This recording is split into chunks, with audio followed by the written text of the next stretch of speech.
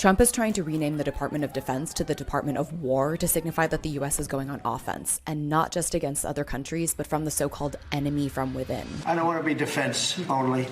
We want defense, but we want offense too. In the past few months, Trump has already been going on offense in blue cities and states, using the National Guard as his personal toys. He sent them to California against the wishes of the mayor and the governor, violating the once sacred Republican belief of states' rights. He lied about the crime stats in DC to take over the police department and deploy the Guard there too, even allowing them to carry weapons like M4 semi-automatic rifles. And now, Trump has publicly flaunted plans to deploy the military to other blue cities, with Chicago being next on the list. Stephen Miller, a known white supremacist and mastermind behind the military offenses, has justified the Chicago plans by claiming that sending troops to DC has been a success. Yet hours prior, West Point graduate and current lawyer Paul Bryant was swarmed by 20 armed guards and handcuffed for simply being black and walking down the street. The attacks on dissenting blue cities, people of color like Bryant, immigrants, as well as many vulnerable people living on the streets seem all too familiar, from an era which coincidentally was the last time the Department of Defense was called the Department of War. Right after World War II, President Truman renamed and reorganized the War Department for better national security and cohesion among the Army and Navy. But scholars point to the department's name change from war to defense as a shift in goals for the country, to defend the nation, not to aggressively go to war, especially after the world witnessed the horrors of World War II. The name change itself might be the least of it, but it's a clear sign of the actual priorities of this administration. We're going on offense is springing the military on American citizens, without clear checks on Trump's dictator-like use of power.